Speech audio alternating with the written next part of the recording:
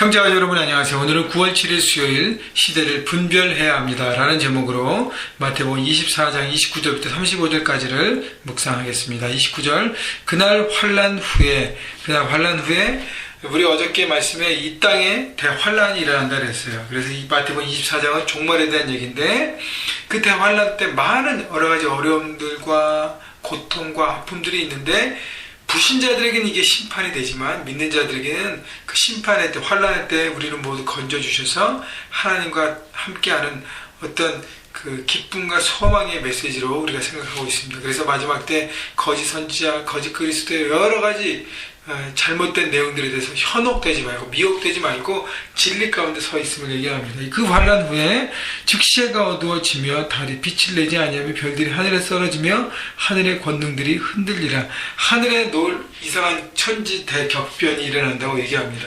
하늘에서 여러 가지 이상한 움직임. 다시 얘기하면 주님께서 이 우주를 다스리시고 심판하시는 내용을 우리가 볼 수 있습니다. 그래서 그렇게 대격변으로 표현하는 것이죠. 공중권세 잡은 마귀와 사단에 대해서 예수님께서 다스리시고 그 권세와 그 모든 것들을 물리치시는 것을 우리가 생각하고 있는 것입니다. 바라보는 것이고요. 30절 그때에 인자의 징조가 하늘에서 보이겠고 그때 땅의 모든 족속들이 통곡하며 그들이 인자가 구름을 타고 능력과 큰 영광으로 오는 것을 보리라. 그때 인자의 징조가 하늘에서 보이겠다는 것입니다. 인자의 징조란 뭐죠? 예수님께서 약속하신 재림, 다시 오심이 하늘에서 보여진다는 것입니다. 그래서 그때 예수님이 오실 그때에 재림의 때 불신자들은 땅의 모든 족속들은 통곡할 불신자들은 통곡할 수밖에 없어요. 왜냐하면 이것이 심판의 때가 되기 때문이에요. 반복되지만 불신자들에게는 예수님의 다시 오심이 반갑지 않는 것입니다. 왜냐하면 심판의 때 모두 다 멸망하고 영원한 죽음으로 가는 것입니다. 그런데 우리는 어떻게 돼요? 크리스찬들은 하나님 앞에 다 불림받고 주님과 동행하는 영원한 나라에 살게 되는 소망과 기쁨이 되는 것이죠. 여러분 그렇게 하나님의 놀라운 약속 우리에게 있는데 여러분 무엇을 붙잡아야 되겠습니까? 근데 아직도 세상의 것, 육의 것에 묶여있는 사람들이 너무 많습니다. 물론 하나님 보내주신 삶의 현장에서 그것을 하나님 나라가 되게 하고 최선을 다해서 삶을 살아가기 위해 필요한 부분이 있지만 거기에 묶여있으면 안 된다는 것이죠. 그들이 인자가 구름을 타고 능력과 큰 영광을 오는 것을 보리라. 하나님께서 이 주님께서 다시 오시는 그 모든 모습들이 모든 사람에게 보여지는 큰 능력과 영광으로 오신다는 것. 여러분 얼마나 저는 그 얘기를 들을 때마다 기대가 되며 감격이 되고 기다려지는 것입니다. 여러분 주님이 다시 오는 소망을 다시 한번 이 말씀을 통해서 여러분 생각하시면서 주님을 사모하시고 바라보시는 여러분 됐으면 좋겠어요. 그래서 이 땅에서 여러 가지 고난과 어려움들이 있지만 주님이 다시 오심을 바라보면 오늘도 기쁨으로 우리 생각과 마음을 전할 수 있는 것이죠. 31절 그가 큰 나팔 소리와 함께 천사들을 보내리니 그들이 그의 택하신 자들을 하늘 이 끝에서 저 끝까지 사방에서 모으리라.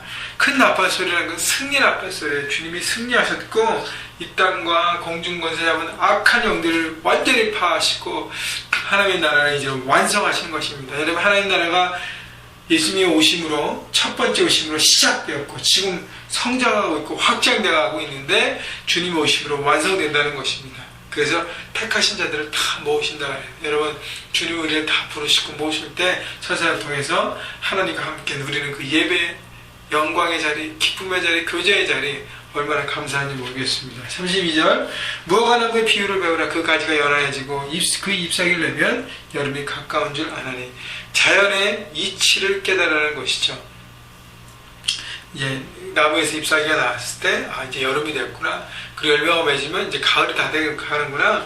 우리가 그 자연의 그런 모든 것들을 보면서 시기를 분별할 수 있듯이 33절 이와 같이 너희들 이 모든 일을 보고도 인자가 가까이 곧 문 앞에 이른 줄을 알아. 이 모든 상황들을 바라보면 주님께서 다시 오시면 임박하고 되게 됨을 우리가 알 수 있는 것이죠. 여러분 그렇다면 이 징조를 깨닫고 분별하기 위해서 우리는 뭐 해야 되죠? 첫째는 영적인 눈이 뜨여야 되지 않습니까? 깨어 있어야 된다는 것이죠. 항상 말씀과 가까이 진리 가운데 있어야 그 말씀들을 이루어지시는 그 하나님의 나라를 우리가 온전히 볼 수 있는 것이고요. 두 번째, 하나님과 항상 교제해야 합니다. 동행해야 되는 것이죠. 그래서 주님의 오심이 서프라이즈인데 샥이 아니라 서프라이즈, 기쁨의 서프라이즈가 될 수 있도록 주님과 동행함이 우리가 필요한 것이죠. 그래서 날마다 이렇게 큐티를 하며 말씀을 묵상하고 하나님 말씀을 깨닫고 하나님 앞에 나가는 것이 얼마나 귀한지 모르겠습니다. 3, 4절 내가 진실로 너에게 말하는 이 세대가 지나가기 전에 이 일이 다 일어나리라. 여기서 말하는 이 세대는 현실적으로 얘기하면 이스라엘 백성들에게는, 말씀을 듣는 이스라엘 백성들에게는 AD 70년에 로마로 인한 예루살렘 멸망, 예루살렘의 멸망을 얘기하는 것이고요. 모든 사람들에게 영적으로 해석하면 종말의 때, 재림의 때가 반드시 가까이 오고 있고 이제는 올 것이라고 얘기하는 것입니다. 여러분, 하나님의 때는 천년이 하루 같고 하루가 천년 같다 그랬기 때문에 그때의 시간을 우리가 잘 몰라요. 그러나 중요한 것은 종말 재림의 때는 반드시 일어난다는 것입니다. 주님은 반드시 오신다는 거예요. 다시 하나님 말씀이 반드시 이루어지는 것을 여러분 믿으시지 않습니까? 하나님 말씀은요 1.1핵도 틀린 적이 없습니다. 반드시 이루어지는 것이. 그래서 주님의 재림은 반드시 일어난다는 것입니다. 35절 천지는 없어질지언정 내 말은 없어지지 아니하리라. 여러분, 하나님 말씀은 영원합니다. 변함이 없습니다. 그렇기 때문에 이 땅에서 우리가 재림과 예수님의 재림과 종말을 준비하는 삶은 물질의 것, 육의 것을 내려놓는 삶이 필요해요. 거기에 묶여있으면 주님의 재림과 영원한 나라를 바라볼 수 없습니다. 천지는 없어진다 그랬어요. 말씀을 붙잡은 것이, 그 말씀의 약속을 붙잡고 삶의 현장에서 최선을 다해서 하나님 나라가 되게 하고 하나님의 뜻과 생각을 나누고 하나님 마음을 표현하는 삶, 그렇게 섬기고 세상을 다스리는 삶이 중요한 거고요. 한 번 더 강조하면 영적으로 깨어있어 하는 것이죠. 예배와 묵상으로 늘 깨어있으며 하나님의 뜻을 늘 분별하려고 애를 쓸 때 우리가 진리를 붙잡고 하나님의 때를 준비하는 귀한 한 사람 한 사람이 될 것입니다. 여러분, 오늘도 주님의 재림을 준비하는 삶으로서 과연 나는 영적으로 깨어있는가를 돌아보시고, 나는 아직도 육의 것에 묶여있지 않는가, 돈이라든가, 여러분 또 이 땅에서 살아야 될 스테이러스라든가, 또 여러분 사람 관계라든가 사람이라든가, 또 여러분 집, 차, 여러분 직장, 결혼할 남자, 자녀, 여러 가지 있잖아요. 여러 가지를 바라보면서 하나님께서 우리에게 아직도 주지 않고 이루지 않은 것은 하나님의 뜻 가운데 있는 것이에요. 그러나 그것을 보다는 하나님의 영원한 것을 바라보고 모든 것들 넘어갈 수 있는, 그래서 하나님의 뜻 가운데 있는 것에 감사하고 여기에 맡은 것에 충성하며 하루하루를 기쁨과 감사로 살아가시는 여러분 모두가 되시기를 주님의 이름으로 축원합니다.